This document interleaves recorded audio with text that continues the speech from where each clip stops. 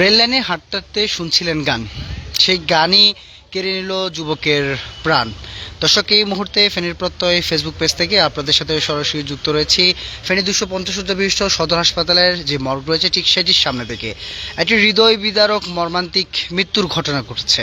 আপনাদেরকে যদি এই মুহূর্তে জানানোর চেষ্টা করি, ফেনীর দেওয়ানগঞ্জের বাসিন্দা আবু তাহিরের সন্তান আবদুল্লাহ আল নাহিদ, 21 বছর বয়সী এই যুবক আজ বিকেল 4টা নাগাদ ফেনীর দেওয়ানগঞ্জ এলাকার যে ময়লার স্তূপ রয়েছে ঠিক সেটির পিছনে যে রেললাইন ক্রসিংটি রয়েছে, পরন্ত বিকালে সেই রেললাইনের ক্রসিং ধরে তিনি হাঁটছিলেন, কানে হেডফোন লাগিয়ে গান শুনতে শুনতে ঠিক তখনই অচেতন অবস্থায় যখন হাঁটছিলেন, পিছন থেকে ঢাকাগামী একটি ট্রেন তাকে ধাক্কা দেয় এবং মুহূর্তেই তার আসলে ঘটনাস্থলে তিনি মৃত্যুবরণ করেন। এবং আমরা এখন পর্যন্ত যেটি জেনেছি, নিহত আবদুল্লাহ আল নাহিদ, তার ঠিকানা ফেনীর দেওয়ানগঞ্জ এলাকা এবং তার পিতা আবু তাহের এবং ভাই বোন, 4 ভাই বোনের মধ্যে তিনি মেজো সন্তান ছিলেন। এবং তার এমন মৃত্যুতে পরিবারের মাঝে আসলে শোকের ছায়া নেমে এসেছে। এবং ঘটনার পরপরই ট্রেনে কাটা যাওয়ার পর তার যে নিথর দেহটি রয়েছে আসলে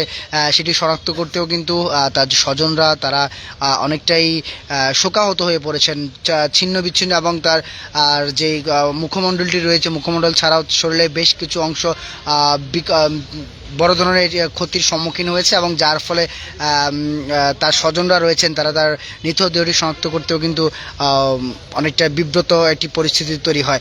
বিকেল 4টা থেকে 5টা নাগাদ দেওয়ানগঞ্জ ময়লা স্তূপের পিছনের যে অংশটি রয়েছে সেখান থেকে স্থানীয়রা তার লাশটি দেখে এবং পরবর্তীতে স্বজনদেরকে খবর দিলে রেলওয়ে পুলিশ এবং স্থানীয় প্রশাসনের সহায়তায় তার লাশটি ফেনী সদর হাসপাতালের মর্গে নিয়ে আসা হয়েছে। মুহূর্তের মাঝে অচেতন অবস্থায় আসলে গান শোনার ফলে টকবগে যুবকের যে প্রাণনাশের ঘটনা ঘটে, এই ঘটনার পর তার স্বজন, অভিভাবক এবং শুভাকাঙ্ক্ষী বন্ধুবান্ধব এবং স্থানীয় যে সকল মানুষজন রয়েছে তাদের মাঝে আসলে মুহূর্তেই শোকের ছায়া নেমে এসেছে। এই মুহূর্তে আমি ফেনীর প্রত্যয় ফেসবুক পেজ থেকে আপনাদের সাথে যুক্ত হয়েছি 250 শয্যা বিশিষ্ট সদর হাসপাতালের যে মর্গ রয়েছে ঠিক সেটির সামনে থেকে।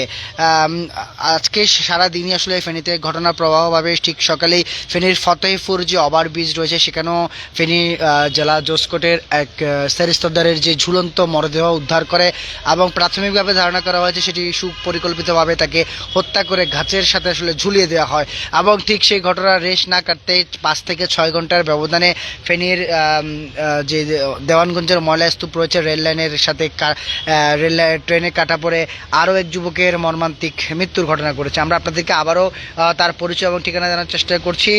নিহত যুবক আবদুল্লাহ আল নাহিদ, 21 বছর বয়সী যুবকের ঠিকানা দেওয়ানগঞ্জ এবং তিনি দেওয়ানগঞ্জ এলাকার আবু তাহেরের মেজো সন্তান এবং 4 ভাই বোনের মধ্যে তিনি পরিবারের মেজো সন্তান এবং খুব আদরের ছিলেন বলে আসলে তার যে সকল আত্মীয় স্বজন এবং শুভাকাঙ্ক্ষীরা রয়েছেন তারা জানিয়েছেন।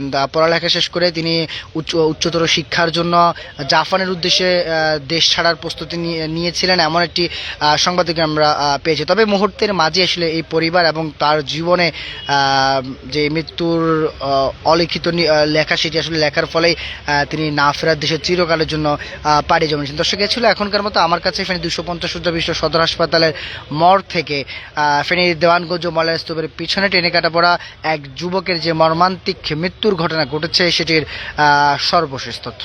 তানজিৎ শুভ, ফেনীর প্রত্যয়, ফেনী।